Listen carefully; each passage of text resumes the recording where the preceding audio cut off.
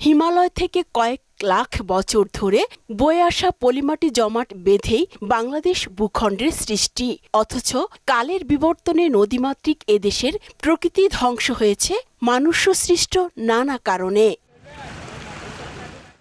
বিশ্বব্যাংকের প্রতিবেদন বলছে ২০০৫ থেকে ২০ সাল এই ১৫ বছরে দেশে প্লাস্টিকের মাথাপিছু ব্যবহার ৩ থেকে বেড়ে ৯ কেজিতে দাঁড়িয়েছে। আর ঢাকায় এখন প্রতিদিন প্লাস্টিক বর্জ্য তৈরি হচ্ছে ৬৪৬ টন। এর ৩১০.৭ টন ময়লার বাগার, ৭৭.৫ টন খাল ও নদী এবং ১৭.৩ টন নর্দমায় ফেলা হয়। অর্থাৎ মাসে ২৩২৫ টন এবং বছরে ২৭,৯০০ টন বর্জ্য পানিতে যাচ্ছে।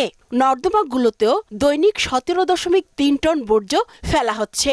অবশ্য এর মধ্যে ২৪০.৫ টন বর্জ্য রিসাইকেল করা হয়। এটা ভাঙ্গাও যেটা বাদ হেডে নদীতে ফেলাই সবিন সমডিয়াল এগুলি মনে করেন যে নদীতে ভাসে না। এই গাঙ্গের ভিতরে কোনো মাছ নেই, আইলেও মরে যায়। প্লাস্টিকের ক্ষুদ্রকণা মাটি, পানি, পরিবেশ ও দিন শেষে খাদ্যের সঙ্গে মিশে যাচ্ছে। প্লাস্টিক তৈরিতে প্রায় ৩৮ ধরনের কেমিক্যাল ব্যবহার করা হয়। এর মধ্যে ১২ থেকে ১৮টি মানবদেহের জন্য অত্যন্ত ক্ষতিকর। এছাড়া প্লাস্টিকের সঙ্গে কেমিক্যালও একসময় খাদ্যের সঙ্গে মিশে যায়। ফলাফল